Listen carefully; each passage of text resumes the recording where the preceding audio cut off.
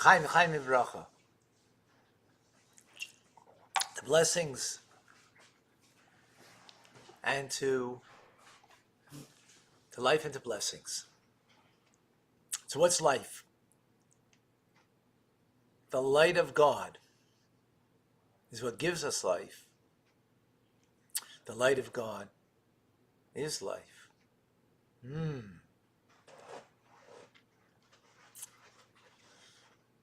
To be able to perceive the light of God in everything. The presence of God in everything.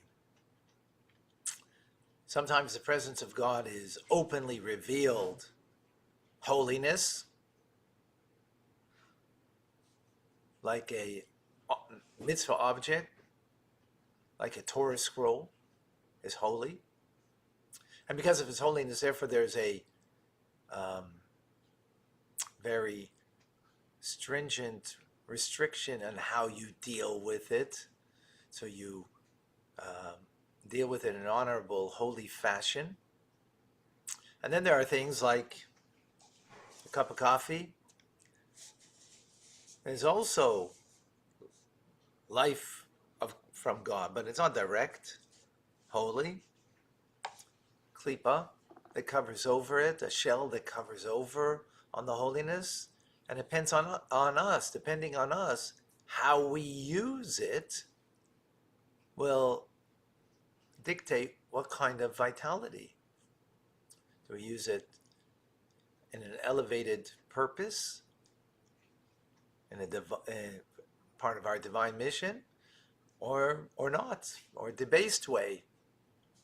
Then, of course, there's the light of God that is so concealed that it creates the wickedness of a person. But it's all coming from God. So life is what we choose of these forms of life of the Almighty. Welcome to Tanya Today. I'm Rabbi Ronnie Fine, coming to you from Chabad Zurich in Kadesh, Montreal, Canada, where it's a privilege and a pleasure to share with you the Tanya. We begin a new section in Tanya. This new section is going to be about the ultimate purpose of the creation of me and the creation of you. Not the creation of the righteous, not what they were created for, but the rest of us, which is very few righteous people who have complete mastery over their hearts, that they have no negativity within their heart, transformed completely. But what's my purpose? What's my individual purpose, or a collective purpose, the general purpose which becomes individual for each and every one of us, is where we're going with this. So the Alter Rebbe begins with, if we need an additional explanation on the title page, we had one verse from Deuteronomy that all these 53 chapters is based on. Which is, when you think about that itself, is quite phenomenal. You have 53 chapters of it's one book that is explaining one verse in the Torah. That shows you how God's wisdom is infinite. What is that verse? Kikar ve'lecha davar mayed, for this thing, Torah mitzvahs, relationship with God, is very close to you. Beficha, in your mouth, v'levavcha, in your heart, lasoisa, in your heart to do. So what we're going to pick up is on the word to do. What does it mean? We need further explanation about doing for God, as opposed to heartfelt feelings and intent for God. These next 3 chapters are going to be about doing, and the 3 chapters after that will be about the heartfelt intent. And we need to understand this concept of to do. Now, we also need to understand further is the purpose of the Beinoni. Now, let's understand. A Beinoni is someone who has mastery over every thought, every action, every cogitated, every aware thought, completely controlled, every word they say, and every action that they take. Complete mastery.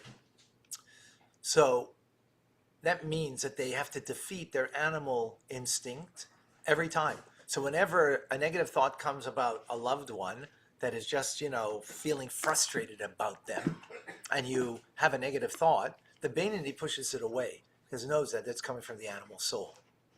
Anytime that the Beinoni is, anytime that the Beinoni is triggered because they have a heart that has got negativity in it, not like the righteous. So they could get triggered and about to say something, harsh, negative to the person that maybe said something negative to them. They bite their tongue. They don't say it. Every action is aligned with the divine. So you might say, oh, well, that's the purpose. Every time you defeat your enemy, the animal soul within you. Like a wrestling match. You have, Mr. Good over here, Mr. Bad over here, right? Good versus evil inside the individual, right?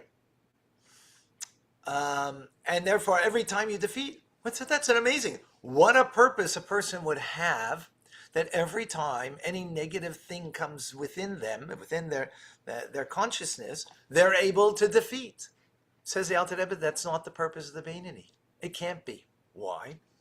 Because that would be then that you have like two different elements within you that are like in the wrestling ring on two different corners, if you will. But the way it's explained, the interaction or between the animal soul and the godly soul is like this. They're fused. It's enclosed. The animal, the godly soul is enclosed within the body of the individual. It's not two separate entities, two different identities, not Dr. Jekyll and Mr. Hyde. You're one person that has got these two elements that are enclosed one with the other, which suggest, not suggest. It's others. If you're like this, if I beat you each time, that can't be the purpose. If you're like this and you're fighting, and every time I beat you, okay. But if you're like this, it's got to be. I've got to transform you. I've got to transform the Mr. Negative, right? The evil in me. I got to transform it because that's what it means in clothes that we're bound up with each other. That's the inference, says the Alter Rebbe. But the problem is, the Beinoni never transforms that negative opponent within them.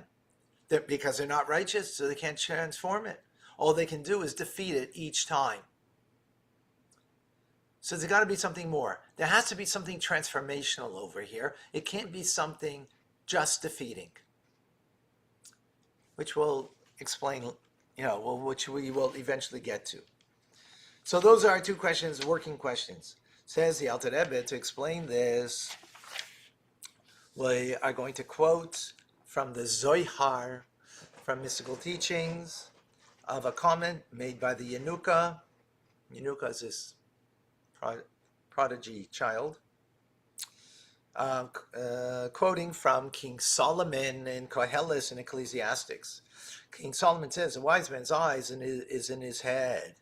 So the Zohar comments on these words from King Solomon. Where else are the eyes of a person?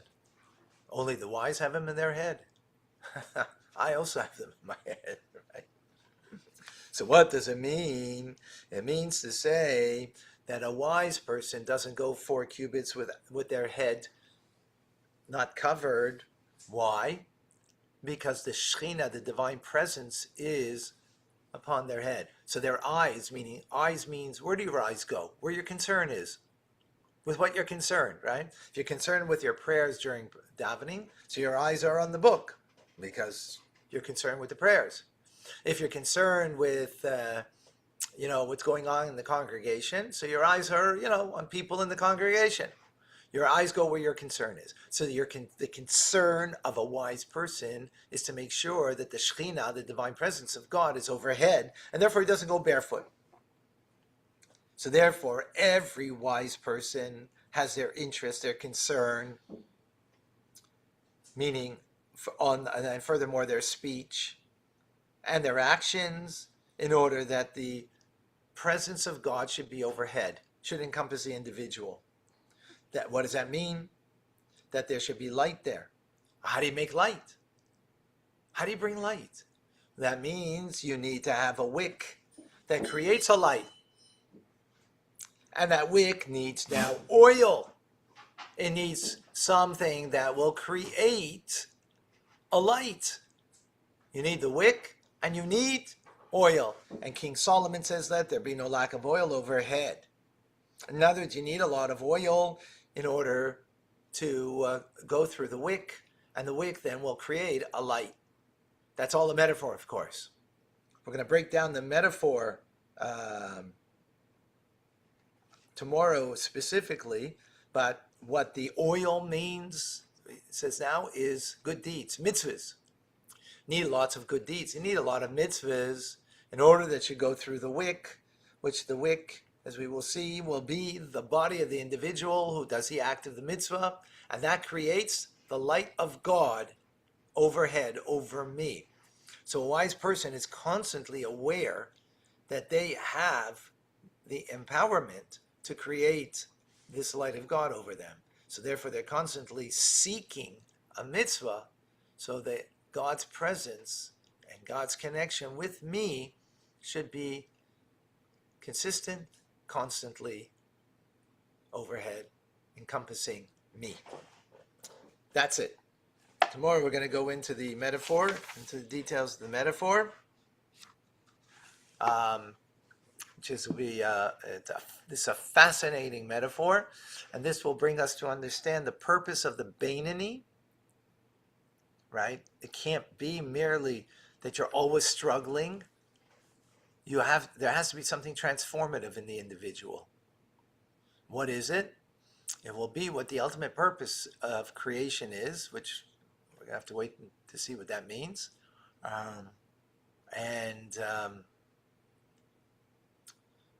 We'll have an answer to that.